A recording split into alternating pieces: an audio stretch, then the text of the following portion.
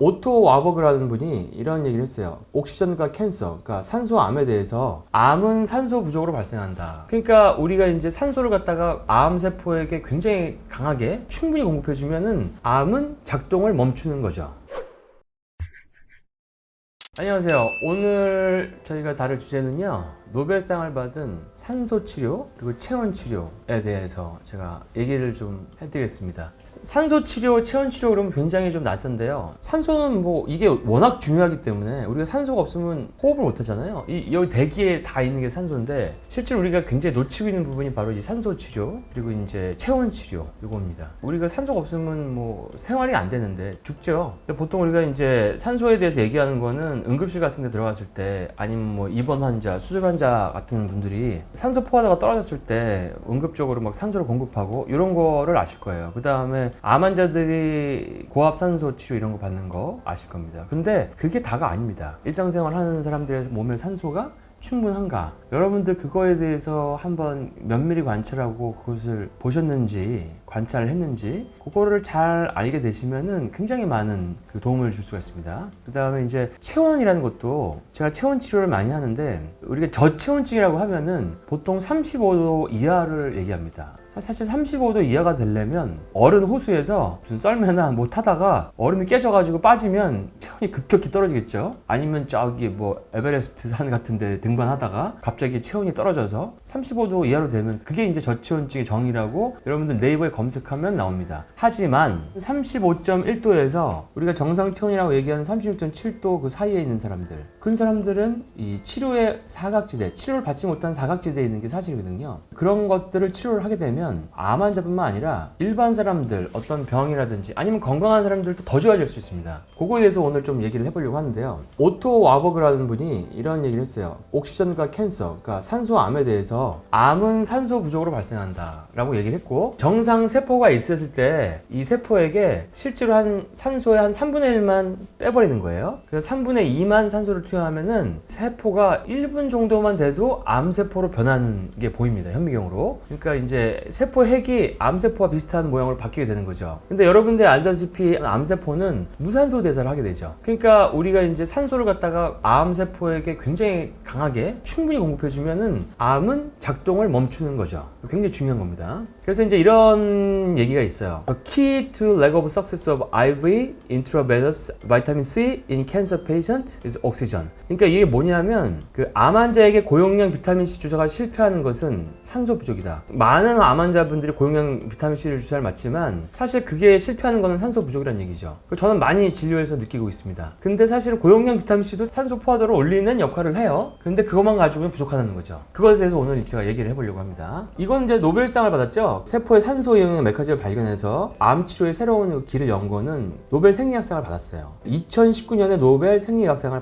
받았습니다. 왜 산소가 중요한지 제가 얘기를 해볼게요. 산소가 없으면은 우리 몸에 호르몬이랑 영양소가 다 충분히 있어도 얘네들이 작동을 못합니다. 그러니까 이렇게 생각하시면 돼요. 예를 들어 회사가 있다. 뭐 네이버라는 회사도 보면 지나가다 보면은 뭐 이렇게 큰 건물도 있고 회사들이 건물 있죠. 그럼 직원들이 다 있어요 거기. 세포가 직원이에요. 그 회사는 내 몸이라고 생각하면 산소는 그 회사에 전기가 들어오거나 아니면은 인터넷선이 들어오거나 이런 전체적인 거를 시스템을 움직이게 하는데 꼭 필요한 건데 아무리 직원이 있고 건물 안에 직원들이 건강하게 딱 있어도 그게 영양소를 충분히 먹고 뭐 호르몬 대사도 좋게 되고 딱 그렇게 돼 있어도 인터넷선이 안 들어오거나 전기불이 꺼져 버리거나 뭐 수도가 안 나오거나 그러면은 이게 다 마비가 돼 버리죠. 그거랑 마찬가지라고 생각하면 됩니다. 그래서 이제 최적의 에너지를 내려고 그러면은 우리가 이제 몸의 산소 포화도가 충분해야 되거든요. 그래서 산소가 부족해지면 만성 퇴행성 질환들이 진행이 되고 노화가 빨리 오게 됩니다. 지금 여기도 산소가 있잖아요. 이게 눈에 보이지 않기 때문에 이걸 간과하게 되는 게 많다는 거죠. 이과를 하신 분들은 아마 유기화학 같은 걸 배우셨겠지만 뭐 사실 저도 유기화학을 이걸 내가 도대체 왜 배우는지 잘 몰랐는데 진료를 하다 보니까 이제 그걸 알게 됐는데 보통 탄수화물과 지방이 에너지의 그 원료로 쓰이는데 이게 이제 간에서 포도당과 지방산으로 전환돼서 저장이 되죠. 그 다음에 얘들은 세포로 들어가서 아세틸코A로 돼요. 그리고 이제 아세틸코A가 TCA 사이클, 이렇게 TCA 사이클을 돌면서 수소전자가 이제 NAD로 이동을 합니다. NAD는 여러분이 아는 NMN 뭐 이런 거 있잖아요. NAD 뭐 이런 거. 그러니까 B2가 이제 NAD죠. 근데 NAD는 우리 몸에 세포 안에 미토콘드리아가 한 1000개에서 2000개씩 있어요. 미토콘드리아의 수소 원자를 내주고 그 전자 전달기를 통해서 이 수소는 산소와 결합돼서 물로 변합니다. 이 얘기는 무슨 뜻이냐면 우주에서는 고에너지의 산소가 저에너지의 물로 변환되면서 그 에너지를 발생시키는 거죠. 이게 바로 ATP입니다. ATP. 기능학에서 많이 하는 소변 유기산 검사를 해보면 이 사람이 ATP를 얼마나 잘 만든지가 나와요. 그거는 이제 유기산 대사를 보면 나오는데요. 그 암 환자들은 어네어로빅 대사를 하기 때문에 무산소 대사를 하기 때문에 ATP가 생성이 안 되는 게 다 보입니다. 그러니까 ATP가 생성이 잘 안 돼요. 근데 건강한 사람들은 ATP가 생성이 잘 되죠. 그러니까 이런 경우도 있었어요. 이 유기산 검사에서 안 좋은 게 많아. 빨간 게 많은 분들이 있었는데 많은 의사 원장님이 계셨는데 그 필요성을 잘 못 느끼시는 거죠. 나는 잘 못 느끼는데 이걸 굳이 뭐 내가 뭐 보충하고 치료될 이유가 있나? 그러니까 본인이 이제 인지를 못 하시는 거죠. 근데 이제 그게 한 10개월 지나니까 막 당뇨가 엄청 심하게 와서 그때 와가지고 이제 나를 치료해달라 이런 얘기를 하신 적이 기억이 나는데요. 그러니까 우리가 모든 게 다 있어도 산소가 없으면은 에너지를 내기가 힘들고 세포가 안 좋게 변한다는 거죠. 요즘에 여러분들 핫한 영양소 뭐 데이비드 싱클러 박사도 뭐 NAD도 먹고 NMN 먹고 메포민 먹고 레스피라트롤 먹고 하지만 항노화제로 유행을 많이 하는 그 NAD도 산소가 부족하면 아무 효과가 없습니다. 그러니까 기초에 충실하라. 환자나 의사 선생님들한테 말씀을 드리는 게 기초에 충실하라고 하는 얘기를 해요. 근데 그 기초 중에 기초가 바로 산소거든요. 그래서 이제 산소가 부족하면은 미토콘드리아 병증이라고 해서 미토콘드리아 대사가 잘 안 되는 게 오고, 사실 미토콘드리아 병증을 영어로 하면 미토콘드리아 패스인데 이거를 검색해 보면 사실 모든 병의 원인이에요. 암, 염증, 감염, 인펙션, 고혈압, 당뇨, 만성피로, 노화, 자가면역, 퇴행성 질환 전부 다 이 미토콘드리아 병증과 연관이 있습니다. 그러니까 우리가 기능학에서 그 사람의 미토콘드리아 대사를 보고 그거를 조절을 하면은 거의 모든 병이 내 몸에서 일어나지 못하는 몸이 된다는 얘기죠. 이게 중요한 건 뭐냐면은 기능학은 세포 차원에서 치료를 한다는 거죠. 눈에 보이지 않는. 우리가 지금 치료 어떻게 하죠? MRI 찍고 CT 찍고 내시경 보고 대장 내시경에서 용종에서 용종 떼고, 그게 세포 차원의 치료는 아니죠. 눈으로 보이는 치료란 말이죠. 그러니까 그런 눈에 보이지 않는 세포 차원의 대사를 치료하는 게 바로 기능학이다. 그래서 굉장히 기능학은 몸의 세포 하나하나를 치료해서 우리 몸의 전체가 유니진이 돼서 건강하게 만들어서 그 질병의 어떤 원인을 갖다가 바로 잡는 그런 게 바로 기능학이죠. 우리가 연구를 해보니까, 실험을 해보니까 몸에 산소노가 충분하면 노화가 덜하고 수명이 길어져요. 그러니까 동물 실험에서는 한 36%까지 생명이 연장됐거든요. 그러면은 우리가 뭐 NMN도 먹으면 좋고 뭐 메포민도 먹으면 좋고 영양소 좋은 거 뭐 여러 가지 먹는데 뭐 산소를 어떻게 하는 유튜브는 별로 본 적이 없는 것 같아요. 가장 중요한 건데. 그래서 저는 이제 암 환자들을 치료할 때 일단은 암 환자의 무산소 대사를 깨기 위해서 산소라는 무기를, 가장 강력한 무기를 가지고 싸웁니다. 또 한 가지 체온이죠. 체온, 온도. 그 온도와 산소와 가지고 이제 암과 싸우는 거죠. 근데 해보면은 이제 얘네들이 굉장히 강력한 무기입니다. 강력한 무기. 왜냐하면 얘네들은 정상적인 체온과 정상적인 산소 대사 안에서는 암들은 살 수가 없기 때문에, 이 집은 살 수가 없네. 이 집은 영 온도도 안 맞고 나는 추운 집이 좋고 나는 산소가 있으면 숨을 못 쉬는데, 얘네들 이런 그런 환경을 만들어 버린다는 거죠. 그러니까 무산소 대사는 암이라는 조직의 생존과 성장의 운영 체계예요. 예를 들어 보면은 아프리카 뭐 초원 밀림에 사자무리가 있어요. 사자무리들이 이제 육식을 해요. 그러니까 육식을 무산소 대사로 가정을 하면 어느 날 육식 동물의 먹이가 될 수 있는 육식 동물들이 다 사라져 버려요. 그리고 풀만 남아. 그렇게 되면은 사자무리는 굶어서 전멸할 위기에 처하겠죠. 그렇게 암을 몰아붙이는 게 바로 산소 치료입니다. 무산소 대사를 깨버리는 거죠. 자, 그러면 암 조직에 고농도 산소가 들어가면 어떻게 되겠는가? 암세포들은 에너지를 만들 수 없어서 전멸의 위기에 처하고, 주변에 있는 정상세포들은 힘을 얻는 거죠. 정상적인 대사를 할 수 있죠. 그러니까 우리 아군은 정상세포들이고 그 적군은 암세포들이에요. 우리가 뭐 옛날에 전쟁하다 보면 고구려 거란 뭐 그런 전쟁 드라마도 있었는데 보면은 저기 거란군이 쳐들어와서 성을 한두 개 함락을 하죠. 걔네들 거란군을 암세포라고 생각하면 암세포가 그 성을 점령했어. 그럼 거기는 무산소 대사를 하는 거예요. 근데 우리는 산소 대사를 해. 그래서 성을 깨트리기 위해서 그 거란 놈들이 있는 데다가 산소로 공격을 하는 거죠. 각자 강력한 무기로. 그러면 이제 거란 애들은 이 산소가 오면 우리가 여기선 살 수가 없다. 우리가 사는 환경이랑 너무 다르다. 그래서 이제 퇴각을 하게 된다는 거죠. 거꾸로 말하면 산소가 공급되지 않은 세포들의 미토콘드리아는 부패되기 시작해요. 여러분들 몸이 이제 거대한 어떻게 보면 하나의 시스템이고 조직 체계고 여러분이 그 기업입니다. 여러분들의 세포 하나에 미토콘드리아가 한 2,000개씩 있다고 생각하고 총 세포 수가 한 50조 개 정도라고 얘기하는데 그러면 지금 곱해보세요. 2,000 곱하기 50조 한번 해보세요. 그 많은 공장들을 여러분들이 돌리고 있는 거거든요. 근데 얘네들이 이제 산소가 부족해서 부패되기 시작하면 그 많은 공장들이 잘 안 돌아가기 시작하죠. 이것을 기능적 저산소증이라고 얘기할 수 있습니다. 그래서 암 조직이 커질수록 거란군들이 많이 쳐들어와서 더 많은 성을 함락시키기 때문에 이제 왕은 피신을 가야 되죠. 그리고 이제 점점 밑으로 막 내려오죠. 그러니까 몸에 있는 기능적 저산소증이 심해지죠. 그러면서 안색이 조금 탁해지고 뭔가 에너지가 떨어지고 산소가 부족하면은 몸에 락테이트, 젖산이 쌓이고 하면서 막 몸이 아파하고 이런 게 생길 수 있는 거죠. 자, 그럼 우리가 기능적 저산소증을 유발하는 원인이 뭐가 있을까 한번 생각해 볼 수 있는데 기능적 저산소증을 유발하는 원인들은 당연히 미토콘드리아 대사에 문제가 있는 거죠. 그러니까 탄수화물 지방 대사의 문제, 영양소 결핍, 많은 사람들이 가지고 있는 흡수 장애 이것도 굉장히 간과하고 있는 요인인데 우리가 먹는다고 다 흡수되는 게 아니거든요. 흡수를 하려면 일단 몸에 에너지가 있어야 돼요. 에너지가 없는 사람들은요 자율신경들이 제대로 조절을 못해요. 몸을 조절하지 못합니다. 조율을 못해요. 뭐 심장은 저절로 움직이나요? 위장은 저절로 움직이나요? 위장도 몸이 체력이 돼야지 위장도 저절로 움직이게 되는 겁니다. 그리고 위산 저하증도 상당히 많고 진단이 되지 않는 만성 추정염도 상당히 많고 담즙의 분비 저하로 인한 지방의 흡수 장애도 상당히 많습니다. 그 다음에 수면 장애, 특히 잠을 적게 자는 사람들, 수면 무호흡증, 뭐 코골이 이런 분들 기능적 저산소증이 오죠. 이런 분들에 대해서도 제가 좀 할 얘기가 많은데 그 양압기 많이 시도를 하시는 분이 있는데 한 반 실패하죠. 반. 그걸 어떻게 하면 그 사람들을 좋게 할 수 있을까? 그분들이 이제 양압기가 불편해서 못하는 사람들 꽤 많잖아요? 그럼 그분들은 점점 몸에 있는 세포들이 암에 가까워지고 몸은 점점 힘들어진다는 얘기죠. 자꾸 거란군이 쳐들어오는 거죠. 그 다음에 몸에 혈액순환이 안 되는 사람들 순환이 돼야 돼요. 그러니까 저산소증을 유발한 원인이 순환 문제인데 순환도 체력이 안 되면 안 돼요. 심장에 펌프질을 해야지. 그 발이 차다고 하는 사람들 있어요. 집에서 양말 신고 있다고. 왜? 몸이 부신피로가 있고 자율신경 실조증이 있어서 아니면 심장을 짜내는 영양소가 부족해서 순환이 안 돼요. 그러면은 먼 데는 안 갈 거 아니에요. 그게 이제 순환장애 문제들. 당연히 먼 곳은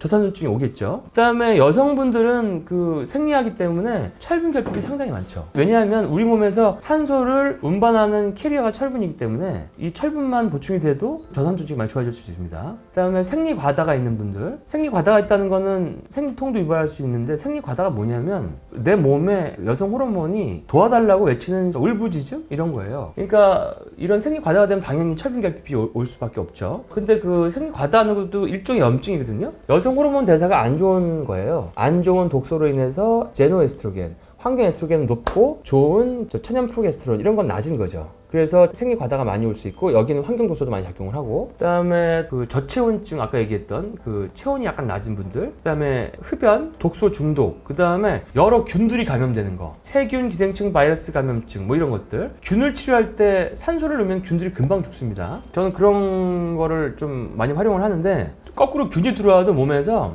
염증이 생기고 자가면역도 일어나고 알러지 일어나고 이런 분들 많거든요. 그래서 몸에 저산소증이 올 수 있어요. 제가 치료했던 환자들 중에서 이런 분들도 있어요. 좀 경험 있는 기능의학 선생님들은 그 환자를 한두 달, 세 달 정도 보면은 다른 환자들이랑 진행 과정이 다르네? 근데 체질로 보기에는 좀 더 이상하게 다르네? 이랬을 때 그거는 이 사람이 몸에 균을 막 뒤지는 경우가 있거든요. 근데 이제 보니까 이런 경우도 있었어요. 모녀가 몸에 그 기생충이 따님은 4개, 어머님은 2개. 근데 얘네들이 한국에서는 발견되지 않는 들어오지 않는 기생충인데도 들어와 있고 그래서 그 기생충 치료하는 것도 이게 쉽게 치료할 수 있는 기생충이 아니라 어머니는 한 6개월, 따님 한 1년 걸려서 치료를 했어요. 그리고 나면 이제 몸이 좋아지기 시작합니다. 그 다음에 이제 평상시에 식생활이 안 좋아서 허혈증 오는 사람들, 뭐 심장이 안 좋아서 혈관이 좁아져서 그 다음에 스트레스 받는 거, 뭐 각종 염증 그리고 평생 하여튼 운동을 하지 않는 사람이 제가 보니까 모르겠어요. 한 10명 중에 한 5명은 되는 것 같아요. 이게 카디오 운동, 유산소 운동을 하면은 산소포가 올라가죠. 근데 운동을 하지 않으면 당연히 저산소증이 오죠. 그리고 고산지대 같은 데 등산하신 분들, 이런 분들 그런 분들은 와서 처방을 받죠. 고산지대에서 저산소증이 올까봐 비아그라도 타가지고 가고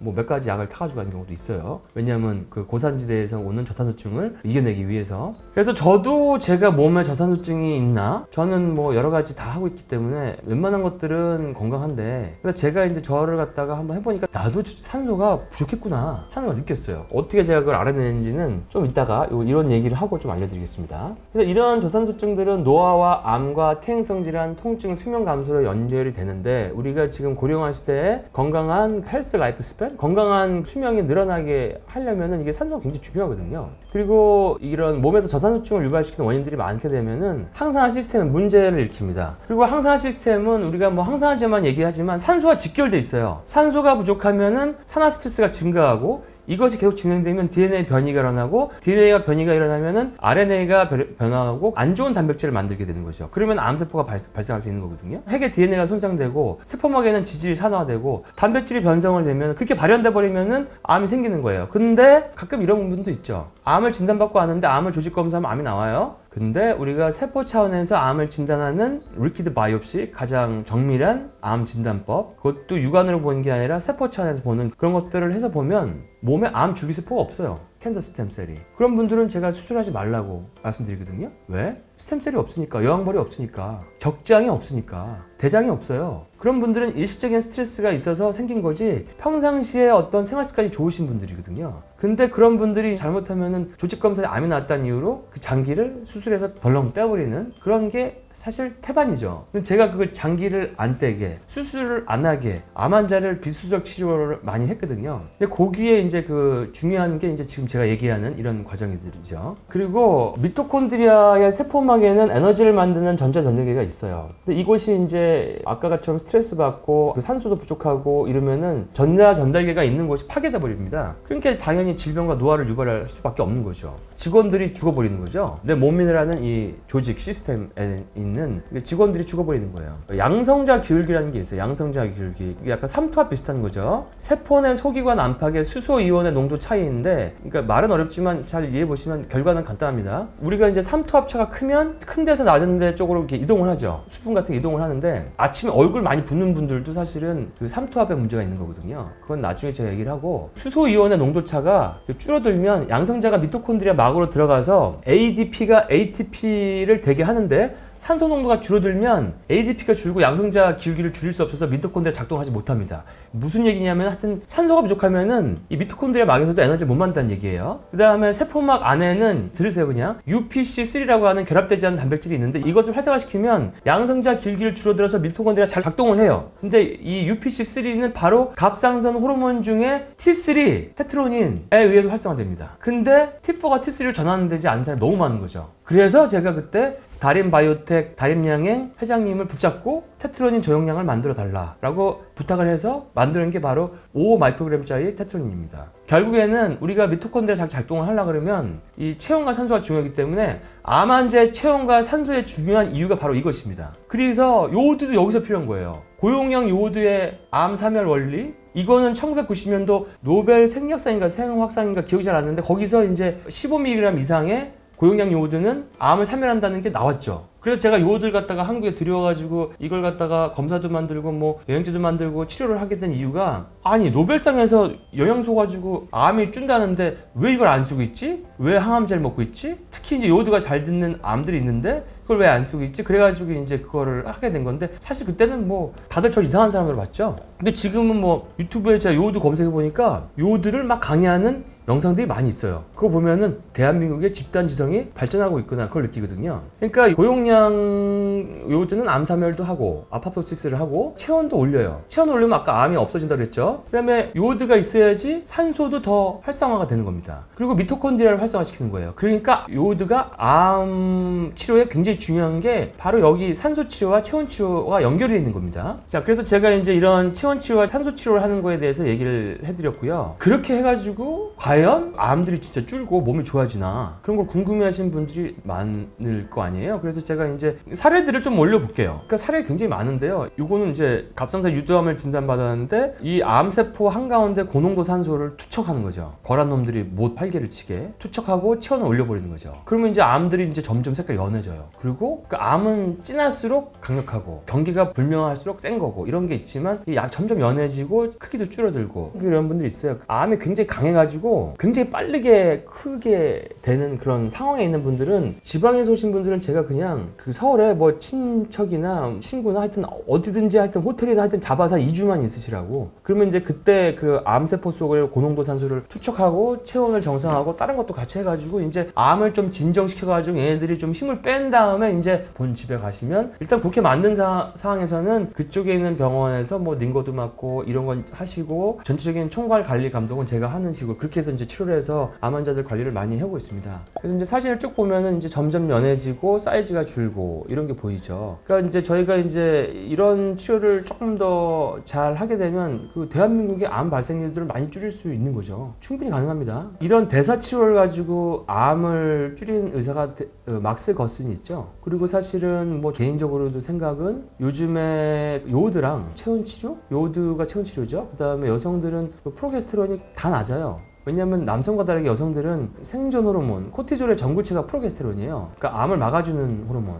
그런 분들 다 임신이 안 돼요. 임신도 안 되고 생리통 심하고. 그래서 요오드랑 초연 프로게스테론만 우리 보건복지부 장관께서 전 여성들에게 먹어라 이렇게 하면은 우리나라 여성들 유방암이 엄청 그래도 꽤 줄지 않을까, 이런 상상도 혼자 해보기는 합니다. 산소와 체온 치료를 해서 암을 줄이는 환자들 케이스를 좀 보여드릴 건데요. 요거는 이제 그 리퀴드 바이옵시라 그래서 가장 정확도가 높은 암 그 줄기세포를 측정하는 검사인데, 이분은 이제 유방암이 있었죠. 이게 70이 넘어가면 눈에 보이지 않는 암세포가 있는 거고, 85 이상 되면은 그 수술을 해야 돼. 육안적으로 보이는 암세포가 있는 건데, 일단 유방이 이제 80에서 50으로 줄었죠. 그러니까 이래서 이제 이분은 수술 안 하게 됐고. 근데 이 검사가 리퀴드 바이옵시가 우리나라에 몇 가지 업체가 있는데 제일 잘하는 업체가 있어요. 그래서 제가 그쪽이랑 같이 하고 있는데, 아직까지는 한 번도 이 검사를 통해서 암이 있는지 없는지 진단을 제가 실수한 적은 없습니다. 그러니까 그만큼 이게 특이도 민감도가 높다는 건데, 그 회사를 통해서 계속 그 정확도 이걸 높이기 위해서 계속 저 메일을 주고받고 있어요. 그리고 이제 요거는 이제 전립선인데요. 이분은 전립선 사이즈가요, 보통 건강한 사람 한 20cc 정도 되면 되는데 60cc였어요. 61cc. 근데 치료를 하니까 이제 거의 14cc를 줄었거든요. 전립선도 사이즈가 좀 줍니다.